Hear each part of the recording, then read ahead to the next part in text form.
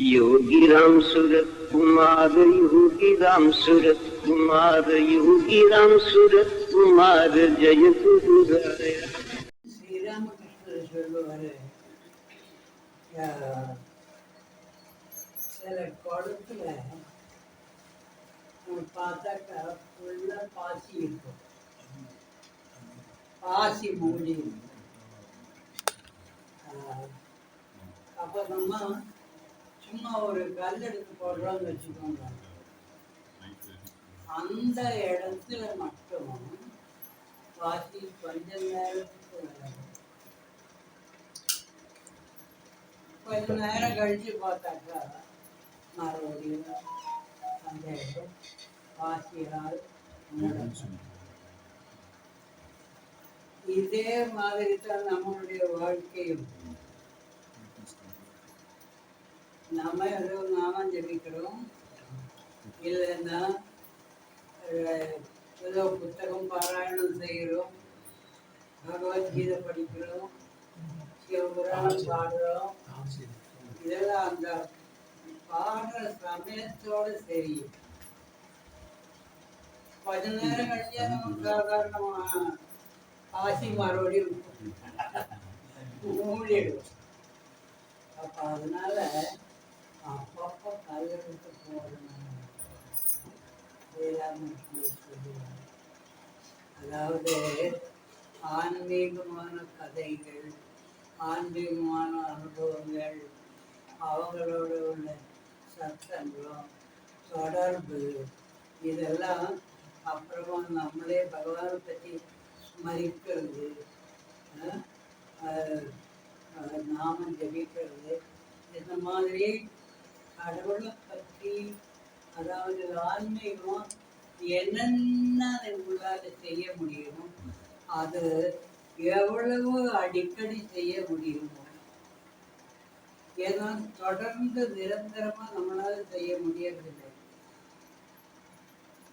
நமக்கு வேறு பல வேலைகள் இருக்குது, அந்த வேலைகள் தப்பு கிடையாது, அதெல்லாம் நம்மளுடைய கர்மம்.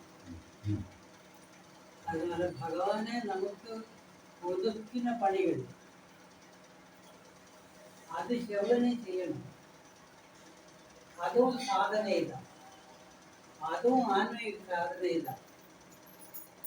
ஆனால் இந்த ஆன்மீக சாதனையில நம்ம சில நேரங்களில் இந்த மாதிரி ரெப்புடேஷன் வந்தால் மறுபடியும் அதுவே அதை பற்றியே கேள்விப்பட்டாலும் கூட அது பரவாயில்ல, நம்ம அடிக்கடி ஆன்மீகத்தை பற்றி கேட்டுக்கிறது நல்லது. என்னுடைய அனுபவத்தை பற்றி சொல்ல போனாக்க, அதாவது நான் ஆரம்பத்தில் பகவானை பார்த்ததும்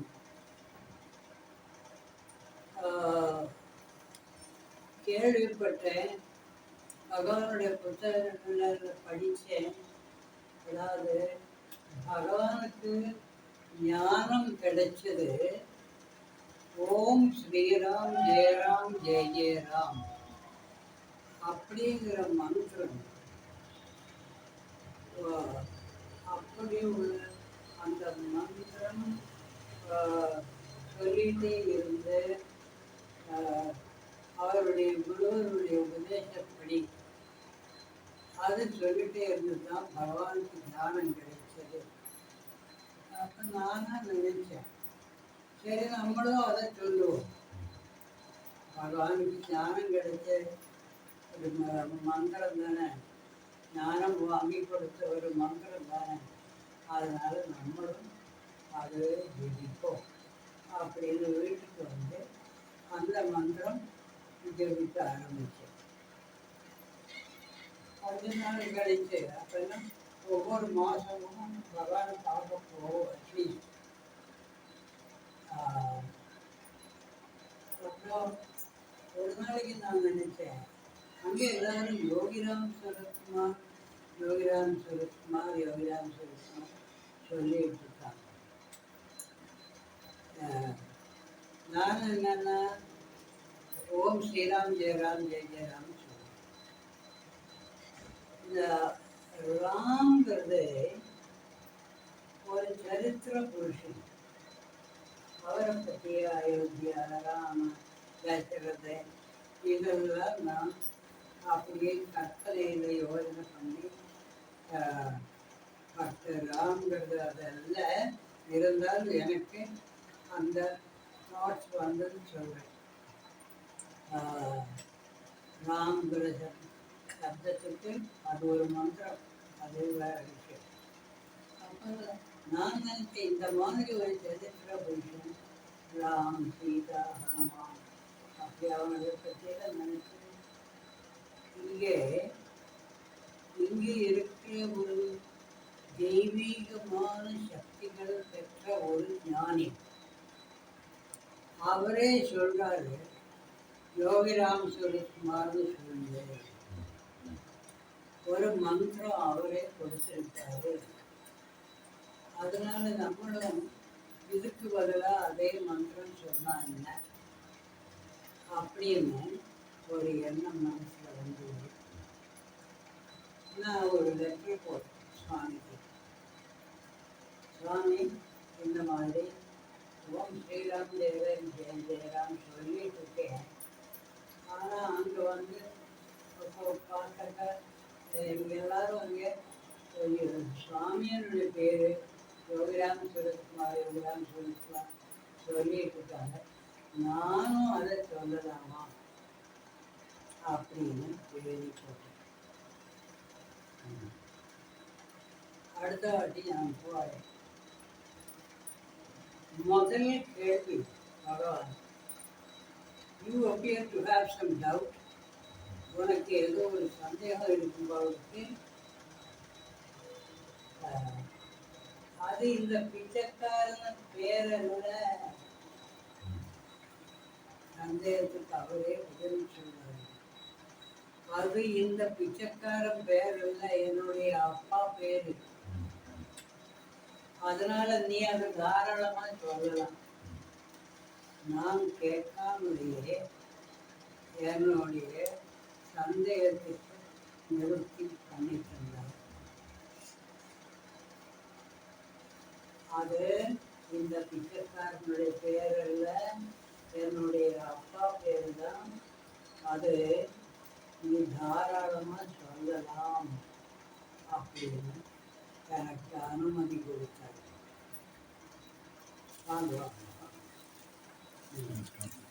அப்புறம்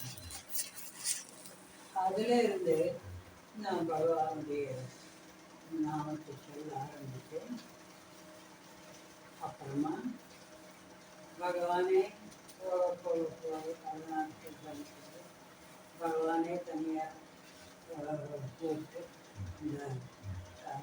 இந்த நாமம் எப்படி ஜெபிக்கிறோம் சொல்லி தந்திருக்காரு. அதுபடி அது அப்புறமா நடந்தது நல்லபடி. அப்போ இந்த நாமம் எப்படி பகவான் பொதுவா உபதேசம் பண்றதுனாக்க அதுக்கு அவர்கள் சுவாரஸ்யமான மெத்தட் வச்சிருக்காரு. அது வெள்ளக்காரன் ஆகட்டும், யார் ஆகட்டும், எல்லாம் பேசின பிறகு, you know this beggars name, இந்த பிச்சைக்காரனுடைய பேர் உனக்கு தெரியுமா அப்படின்னு கேட்பான். அப்போ நம்ம சொல்லுவோம் யோகிராம் சுரத்குமார். யோகிராம் சுரத்குமார்னு சொன்னா தப்பிச்சோம். ஓம் யோகிராம் சுரத்குமார் அப்படின்னு சொல்றீங்கன்னு வச்சுருந்தோம். No, that's not this speaker's name. யோகி ராம் சுரத்குமார் தான் இந்த பிச்சைக்காரன்.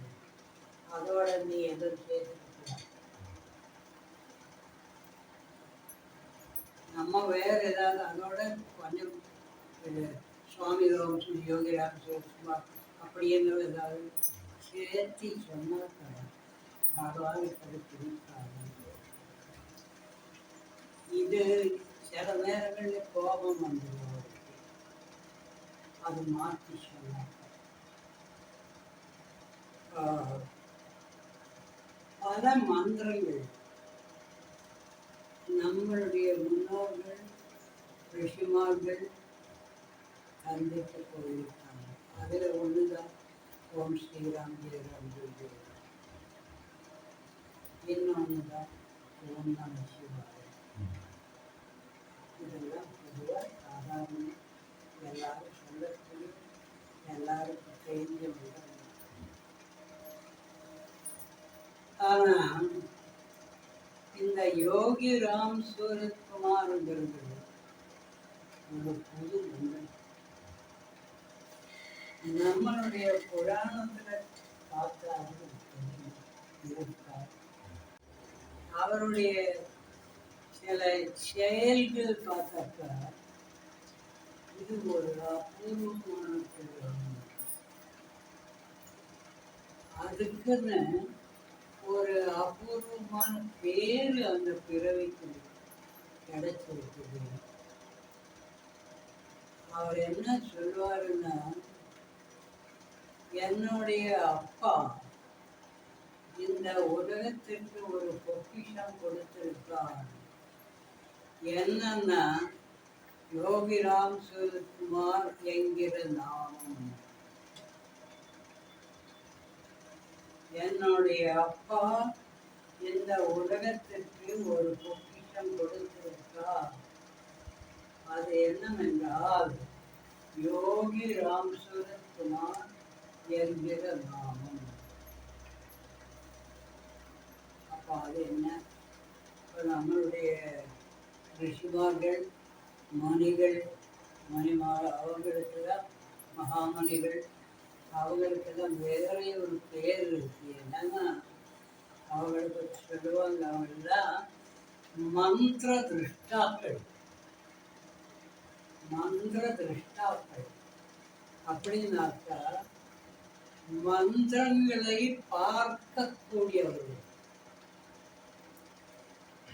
இந்த மகா மந்திரங்களும் வேத மந்திரங்களும் இதெல்லாம் காத்துல அப்படியே இருக்கு, நம்மளால பார்க்க முடியல. அவங்களுக்கு அதை பார்த்து நமக்கு எடுத்து சொல்ல முடியும். அவங்களுடைய ஞான திருஷ்டியினால, அவங்களுடைய ஞான கண்களினால அந்த மந்திரங்களை பார்த்து அது நமக்கு எடுத்து கொடுத்து நீ அதை சொல்லடா அப்படின்னு சொல்லக்கூடிய மந்திரங்கள் தான் இதெல்லாம். ஆனால் யோகிராம் சூரத்குமார் நம்மளுடைய ஆன்மீகத்தினுடைய சரித்திரத்தை பார்த்தா இது இதுவரையிலும் இல்லாத ஒரு பொது நாமம். அந்த நாமியினால கொடுக்கப்பட்ட நாமம். நாமின்னு சொல்வது அந்த மந்திரத்தினுடைய அதிபர். அது யாரு? யோகிராம் சூரத்குமார், பகவான் யோகிராம் சூரத்குமார். அவராலேயே கொடுக்கப்பட்டதான அவர் என்ன சொல்றாங்கன்னா, அப்பா தந்தனார், அப்பா உலகத்திற்கு கொடுத்தார். அவர் அப்படி சொல்றதுக்கு என்ன காரணம்? அவரும் அப்பாவும் எப்பவோ ஒன்னாயிட்டாங்க. எப்போன்னா 1952 அவரும் அப்பாவும் ஒன்னாயிட்டாங்க. அவர் சொல்லுவாரு, this beggar died at the feet of Swami Ramdas in 1952. 1952 இந்த பிச்சைக்காரன் தன்னுடைய குருநாதன் சுவாமி ராம்தாஸுடைய பாதத்துல செத்து விழுந்துட்டேன். ஞானம், முக்தி, மோட்சம் இதுக்கெல்லாம் அர்த்தம் என்னன்னா செத்து பழைக்கிறது. நம்மளுடைய சாதாரண வாழ்க்கையில் செத்து படுத்தேன்னு சொல்லுவாங்க. ஆனால் அது இன்னும் கொஞ்சம் ஆழமா, அதாவது இந்த ஆணவம் இருக்குது, நான்கிற ஆணவம், அதை நம்ம போகணும், அது போகணும். அந்த ஆணவம் போன அப்புறம் மீதி ஆவது என்ன? கடவுளுடைய சக்தி, அதுதான் மீதி ஆகும். அப்போ நீயும் கடவுள் உண்மை, இல்லைன்னா நீ போயிடு. ஆனால் இந்த ஆணவத்தை கொள்றதுக்கு நம்மளால மட்டும் பண்ண முடியாது. கற்களை எல்லாம் பண்ணினா ஆணவத்தை கொள்ள முடியாது.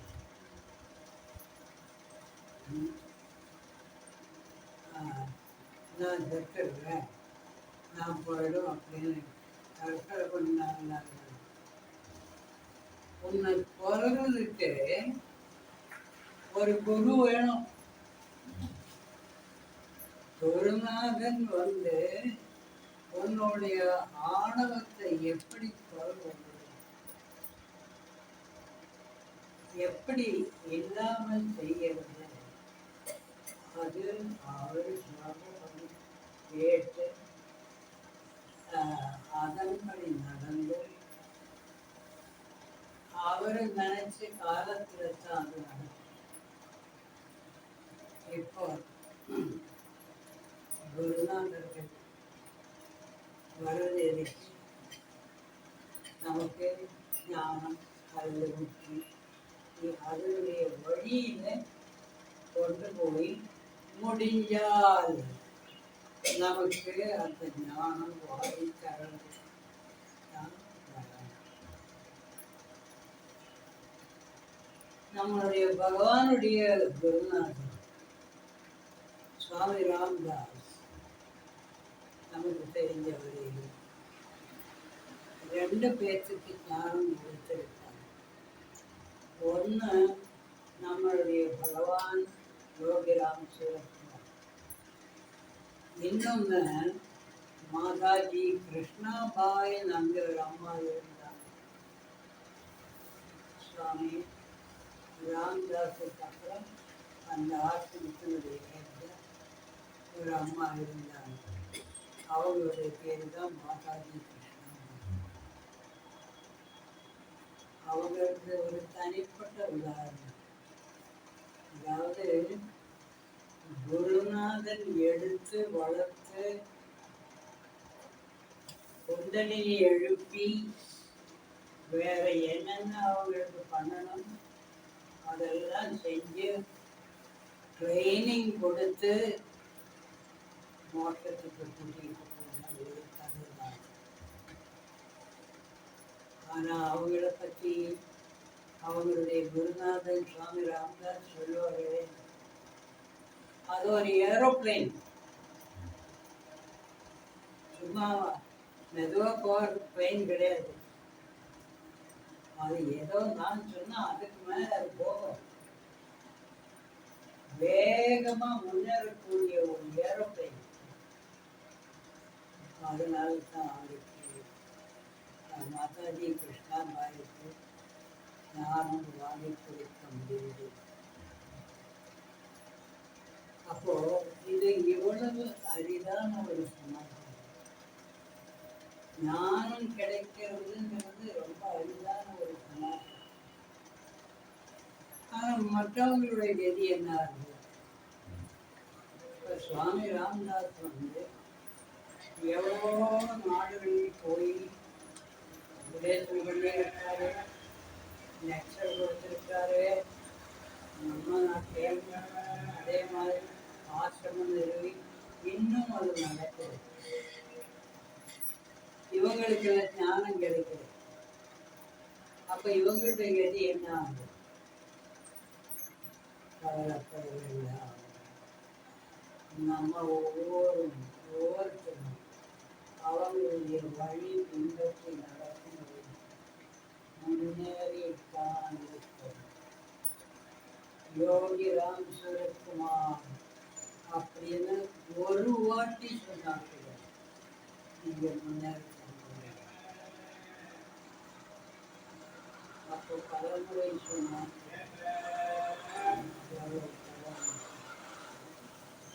இன்னொன்று,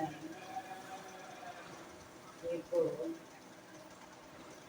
நம்ம எல்லாரும் கூடி யோகிராம் சுரத்குமார் யோகிராம் சுரத்குமார் யோகிராம் சுரத்குமார் சொல்லி சொன்னோம்.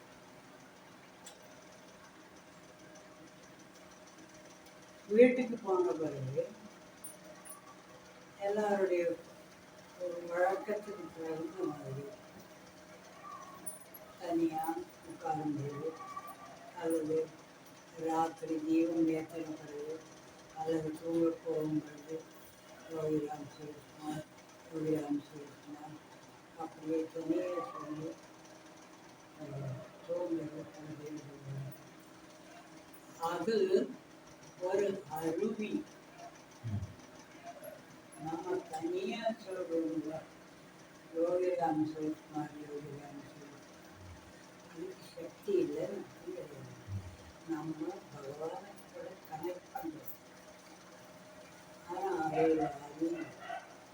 அது எங்கே கொஞ்ச நேரம் முன்னாடி ஒரு ஒரு அரை மணி நேரம் யோகிராம் சுரத்குமார் யோகிராம் சுரத்குமார் அப்படின்னு நம்ம சொன்னோம் இல்லை, அது ஒரு அருள் வெள்ளம். நம்ம சரியாக சொன்னது அருள். இது ஒரு அருள் வெள்ளம். அதில் அனுபவிச்சிருக்கீங்க நீங்கள் எல்லாரும்.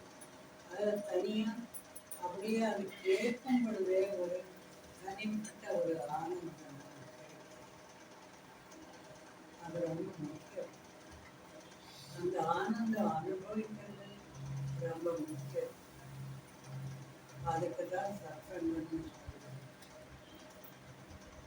அது எல்லாரும் கூடி அந்த நாமத்தை ஜெபிக்கும் பொழுது அந்த இடம் புரியப்படும். அந்த புனிதமான இடத்துல உட்காரவே நல்லது. இந்த நாமம் கேட்கறது இன்னும் நல்லது. அதனால நம்ம இதெல்லாம் தொடர்ந்து செய்வோம். நீங்கள் எல்லாரும் இங்கே வந்து வழக்கம் போல நம்ம சத்தகத்தில் கலந்துன்றது கொண்டதுக்கு என்னுடைய பணிவான பாட நமஸ்காரங்கள். நான் முடிக்க போகிறேன்னு நினைக்காதீங்க.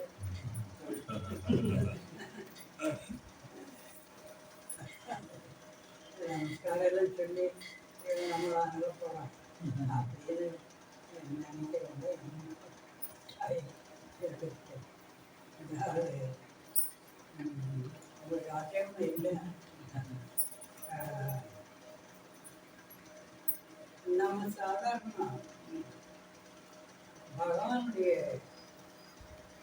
லீலையை பற்றி சொல்வது வழக்கம். நம்மளுடைய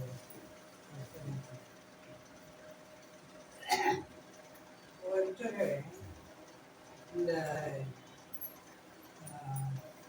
குச்சிப்பாளையம் இந்த கர்நாடகத்தில் வந்திருக்குது. அது ஆங்கிலத்தில் ஆனதுனால பல பேர் படிச்சிருக்க மாட்டேங்குது. அதனால் நான் அதை படித்து சொல்லலாம்னு பார்த்தேன். கொச்சிப்பாளையத்தில் இருந்து ஒரு முத்துவேல் இருக்கு. ரொம்ப வருஷம் முன்னாடி பகவான் நம்மளுடைய சன்னதி தெருவில் தங்கிட்டு இருந்த காலத்தில் ஆசிரமில் வரல. இவரை அப்பப்போ போய் பகவான் பார்த்துருவாங்க. ஒரு நாளைக்கு இவர் எங்கேயோ போய் வேலைகள் முடித்து அன்னைக்கு காலையில் கூட எதுவும் சாப்பிடல, மத்தியானம் சாப்பிடல. கடைசியில் ஒரு 6 மணி வாக்கில் பகவான்கிட்ட வந்து சேர்ந்தார். பகவானை பார்த்து பகவான் அதாவது சொல்கிறாரு, உள்ளவா அப்படின்னு உள்ள கூப்பிட்டு இவர் சொல்கிறாரு, நான் பெரும்பாலும் போகும்பொழுது பகவான் என்ன பண்ணுவாருன்னா என்னை பார்த்து உட்கார சொல்லி தூங்கி விடுவார். அதே மாதிரி இன்னைக்கும் என்ன அங்கே உட்கார சொல்லி பகவான் அங்கே ஒரு பிளாங்கெட்டு மாதிரி ஒரு இருந்தது, அதை தன் மேலே இழுத்து அப்படியே ஒரு தூங்க ஆரம்பித்தார். கொரட்டை விட்டு தூங்குறாரு. அப்படியே தூங்கி இவர் அப்படியே உட்கார்ந்தாரு. பகவானை டிஸ்டர்ப் பண்ணக்கூடாது அப்படின்னு உட்கார்ந்தாரு. பகவான் எழுந்திருக்கிற எந்த ஒரு அறிகுறியும் காணோம். அப்புறமா ரொம்ப நேரம் ஆச்சு, 10 மணி ஆச்சு, 11 மணி ஆச்சு. இவர் ரொம்ப பசி தாங்கலை அப்படின்னு இவர் என்ன பண்ணுறது, பகவானுடைய பாதத்தில் தன்னுடைய பாதம் இருக்கிற இடத்துல தன்னுடைய தலை வச்சு தானும் கொஞ்ச நேரம் படித்தார். அப்புறமா ஒரு 3 மணி வாக்கில் பகவான் எழுந்திருச்சு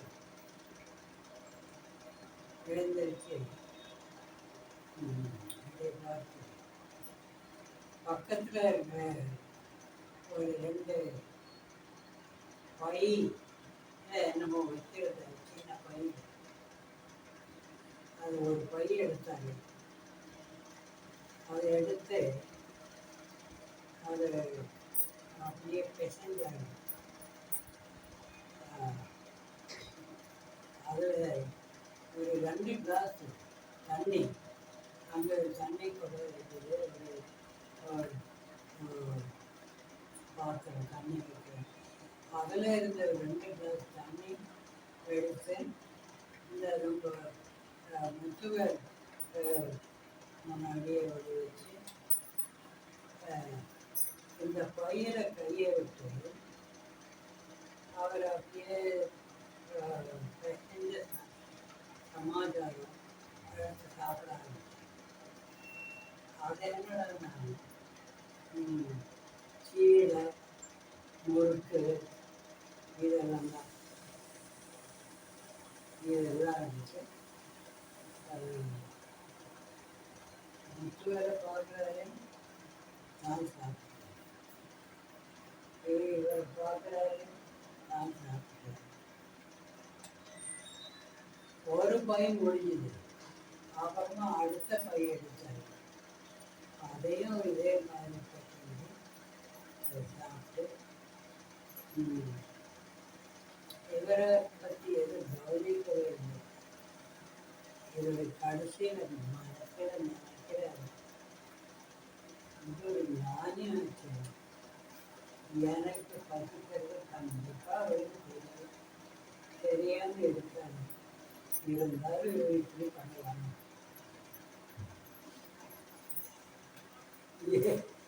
நான் எனக்கு முன்னாடியே அவரே சாப்பிட்டே இருக்காரு, உனக்கு வேணுமா, எனக்கு பசிக்கிற எதுவும் கேட்காம. அப்புறமா என்ன பண்ணா இன்னொரு பை, இது 2 கிட்டத்தட்ட முடிஞ்சிருச்சு, கொஞ்சம் பாக்கி இருக்கு, அதோட சைடில் அங்கே விட்டுட்டே இன்னொரு பையில கையை விட்டாரு. அந்த பை எடுத்து பார்த்தாக்கா அதில் மாவு, சாதாரண இந்த உப்புமா மாதிரி பண்ணுற மாவு, அது கொஞ்சம் எடுத்து ஒரு கிண்ணம் மாதிரி ஒன்று அங்கே இருந்தது, அதில்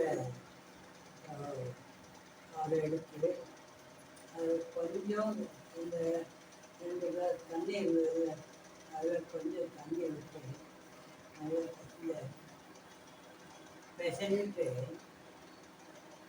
ஒரு 4 உருண்டை அதில் பண்ணேன். அந்த மாவில் 4 ரவா லட்டு மாதிரி 4 பண்ணேன். அதை எடுத்துட்டு 1 இவருக்கு கொடுத்தோம். அந்த பசியோட வந்து டாக்டர் அவரை அது வாயில் வச்சாரு, வாந்தி வந்துச்சு. இது வெறும் மாவு தானே, அதே சமையல் பண்ணால் அது கொஞ்சம் ருசியெல்லாம் வரும். இது மாவு பச்சடி நல்ல ரவா லட்டு மாதிரி அவர் பண்ணி கொடுத்து அவரால் தாங்க முடியல. நான் அவருக்கு வாந்தி வருது, அவரால் சாப்பிட முடியல. அப்புறம் பகவான் என்ன பண்ணாருன்னா, சரி கொடுத்துரு, ஒன்றால் முடியலை விட்டு அதையும் வாங்கிட்டு மீதி 4 இருக்குல்ல உருண்டை, அந்த 4 சாப்பிட்டு தண்ணியெல்லாம் குடிச்சு நல்ல ஒரு போஜனம் முடிச்சா எப்படி இருக்கும் அந்த மாதிரி ஒரு மனுஷன் உட்கார்ந்துருக்காரு. இவருடைய மனசில் அதாவது கோபம் அப்படியே வந்துச்சு. இது என்னடா இது, இந்த மாதிரி ஒரு மனுஷன் இருக்க முடியுமா? அப்போ பகவான் இவர் பார்வை பார்த்து சிரித்தார். இவருக்கு கோபம் வந்ததும் பகவான் இவரை பார்த்து ஒரு சிரிப்பு சிரித்தார். அவர் சொன்னார், எனக்கு இந்த மாதிரி ஒரு அனுபவம் வாழ்க்கையில் எப்பவும் இருந்தது. அதாவது நான் நிறைய சாப்பிட்டேன், சந்தோஷமா ஒரு நல்ல மீன் சாப்பிட்டா நமக்கு சந்தோஷம் வரும்ல. அப்புறம் களைப்பெல்லாம் போய் நான் ஒரு பொது ஆளான மாதிரி அவருடைய ஒரே ஒரு சிரிப்பினால இத்தனை மாற்றம் ஏற்பட்டு, அதாவது இது பகவானுடைய, அதாவது இதுதான் ஒரு மகிமை. நம்ம குருநாதனுடைய விளையாட்டு எந்த விதமான விளையாட்டுன்னு சொல்லணும், எண்ணற்ற எப்படி விளையாடுவாருன்னு சொல்லணும். இது யோசனை பண்ணி பாருங்க. யாராவது இந்த மாதிரி விளையாடு பசியுள்ள ஒருத்தர் வச்சு அவன் முன்னாடி அவனுக்கு எப்படி அப்படி ஒரு விளையாட்டு விளையாடி இருக்கு. அப்புறமா இதுவும் என்னுடைய விளையாட்டு தான்ப்பா அப்படின்னு அவனை பார்த்து சிரிச்சாரு. அவன் ஆளை மாறிச்சு, அவனை பசி அடங்கிச்சு.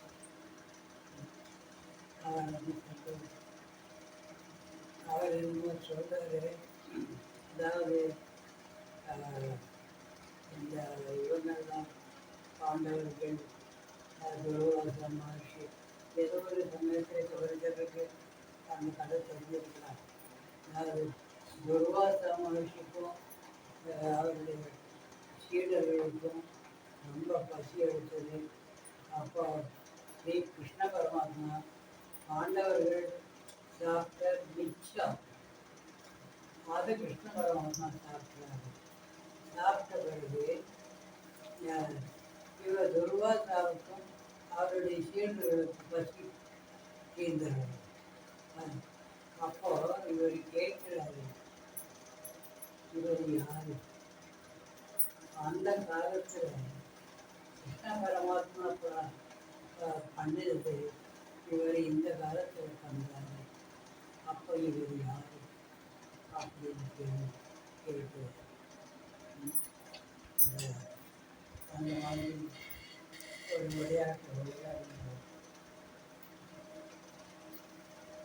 அப்புறம் லண்டன்ல பள்ளி கண்டுபிடிக்கிறேன்.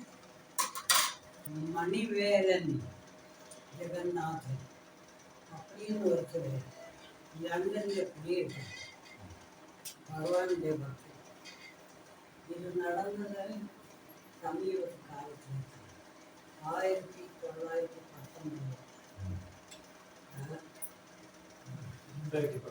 சாரி, இது 2000 இப்போ கொஞ்சம் இது 2025 தானே, 2019 நடந்தது. அவர் லண்டன்ல குடியிருக்காரு, ஒய்ஃப் இருக்காங்க, குழந்தை இருக்கு. பகவானுடைய பக்தன். அவருக்கு ஒரு நல்ல பழக்கம் இருந்தது. நம்ம எல்லோரும் அந்த மாதிரி ஒரு பழக்கத்தை வச்சுக்கிறது நல்லது. எப்பொழுதுமே பகவானுடைய நாமம் ஜபிக்காமல் தூங்குவது பழக்கம். எப்பொழுதுமே ராத்திரி படுக்க போகணும். அது மாத்திரமே எப்பெல்லாம் முடியுமோ பகவானுக்கு ஒரு பரம பக்தன் எப்பெல்லாம் முடியுமோ பகவானுடைய நாமம் ஜபிப்பாரு. ஒரு ராத்திரி நாமம் ஜபிக்க படுத்தார். அன்னைக்கு ஒரு கனவு, ஒரு ரொம்ப பயப்படுத்தக்கூடிய ஒரு கனவு. என்னன்னா, இவருக்கு ஒரு கார் ஆக்சிடென்ட் ஆகும். இவருடைய காரும் இன்னொரு காரும் அப்படியே இடிச்சு இவருடைய கார் தூளாயிடுச்சு. ஆனா அந்த கார்ல ஸ்டியரிங் வீலும் இருக்கு, இவரும் இருக்கு. ஸ்டியரிங் வீல் பொடிஞ்சு இவர் உட்காந்துருக்காரு. மீதி எல்லாம் அப்படி தூளாயிடுச்சு. இவருக்கு சரி தூக்கமே சரி முயற்சி. அடுத்த நாள் காலையில் ஒய்ஃப்கிட்ட சொன்னாங்க, இந்த மாதிரி ஒரு கனவு எனக்கு வந்துருக்கு, என்ன பண்ணுறது? அந்த அம்மா சொன்னாங்க, அப்படின்னா இன்னைக்கு நீ எங்கே வெளியில் போகாது. ஆனால் இவர் சரின்னு தான் சொல்லிட்டு அப்புறமா குழந்தைய ஸ்கூல் கொண்டு போகிற டைம் ஆயிடுச்சு.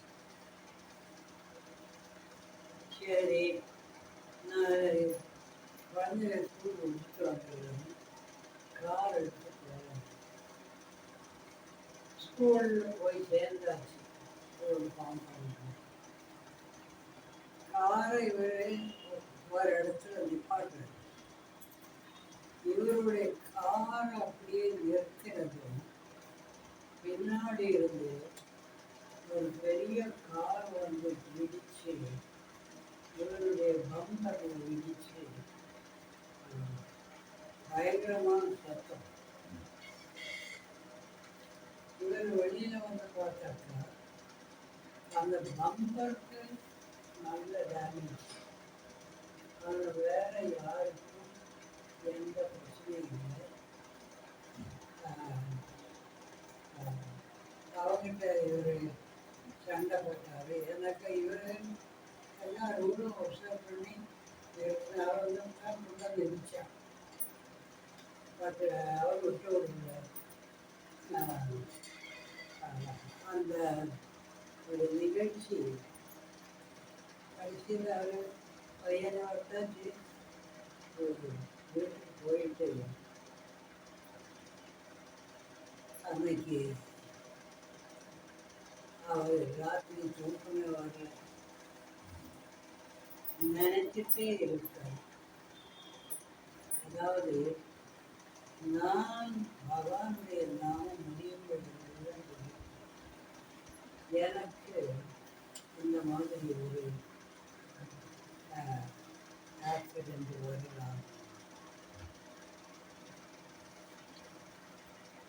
இது பகவானுடைய பல பக்தர்கள் கஷ்டப்பட்டு அவங்களுக்கும் கஷ்டம் வருது, வரலாமா அப்படிங்கிற ஒரு கேள்வி நமக்கு வரும். அப்போ இவருடைய மனசுல தேவகி அம்மா ஒரு ஸ்பீச்சு ஏதாவது ஒரு இந்த மாதிரி ஒரு ஆக்சிடென்ட்ல ஆகும்போது பகவானுடைய கிருப்பை இருந்தால் ஒரு 75% பகவான் கழிப்பார். மீதி நம்ம அனுபவிக்க வேண்டியதுதான். அவங்க சொன்ன மாதிரி அந்த அது ஒரு ஞாபகம் வருது. அதனால கொஞ்சம் ஆறுதலாக அவங்க இருந்தாங்க. அவர் கொஞ்சம் ஆறுதலாக இருந்தார். இதில் நம்ம எழுதிக்கணும்,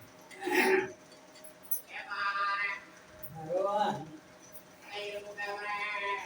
இந்த கனவை தவிர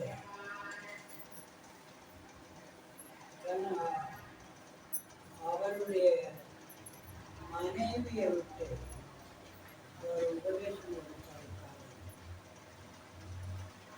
எங்கேயும் போகாது. அந்த உபதேசத்தில்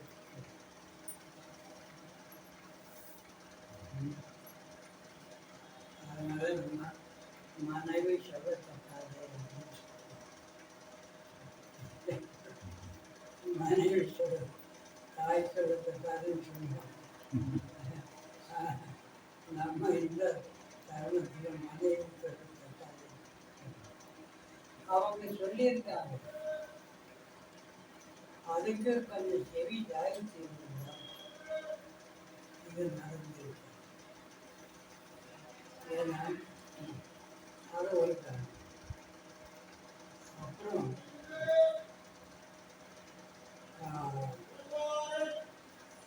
எனக்கு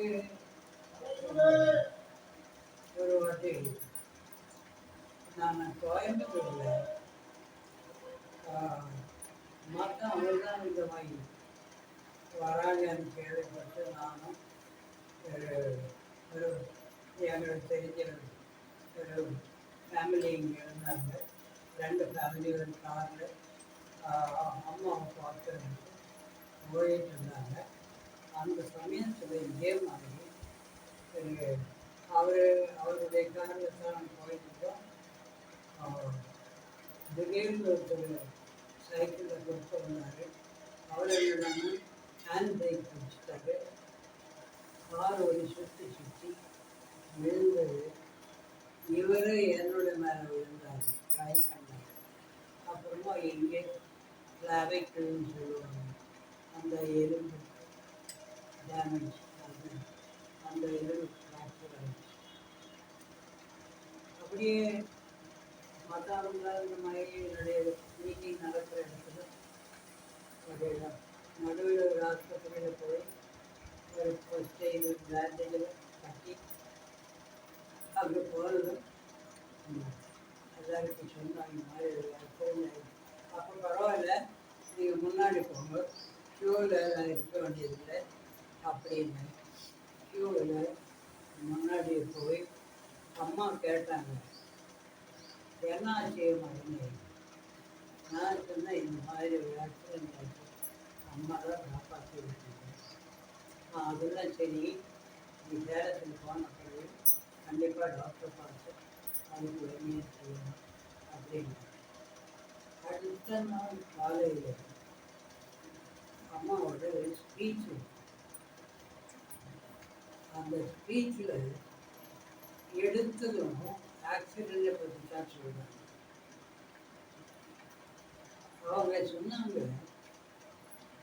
ஆக்சிடென்ட்டு வாழ்வது சாதாரணமாக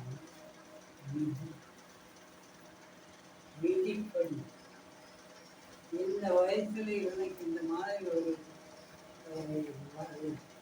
ஆக்சிடென்ட் வர வேண்டியது இருக்கும்.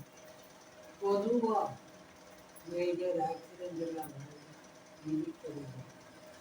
ஆனால் கிருபை இருக்கிறவங்களுக்கும் அருள் இருக்கிறவங்களுக்கும் கடவுளை கும்பிடுறவங்களுக்கும் குருமார்களை கும்பிடுறவங்களுக்கும் வருடம் மற்றவங்களுக்கு வருடம் எனக்கு கொஞ்சம் வித்தியாசம். கண்டிப்பா அந்த இடத்துல குருமார்கள் உங்களை காப்பாற்றணும். கண்டிப்பா அந்த இடத்துல உங்களுடைய இஷ்ட தெய்வம் உங்களை காப்பாற்றணும். பேருக்கு கொஞ்சம் பாடல் வர்றாங்க. அதே மாதிரி இவருக்கு ஏதோ பெருசா வர வேண்டியது, எந்த உடம்புக்கு எந்த பிரச்சனையும் இல்லாம பகவான் அவரை காப்பாற்றிட்டார். அவருடைய விதிப்படி அவருக்கு அது வந்து உனக்கு வரப்போறதுன்னு முன்னாடியே பகவான் அவர் சொல்லி இந்த மாதிரி வர அனுபவம். அதனால நான் பகவானை கும்பிடுறேன். ஆனால் நம்மளும் சாதாரண வாழ்க்கை வாழக்கூடிய மனிதர்கள். இந்த விதி அது இது இதெல்லாம் நமக்கும் பாதகம்தான். ஆனால் அதிலே இருந்தும் நம்மளை காப்பாற்றி கொண்டு போவாங்கிறது எந்த விதமான சந்தேகம். அதனுடைய சக்தி குறைக்கும். கண்டிப்பாக அதனுடைய சக்தி குறைக்கும்.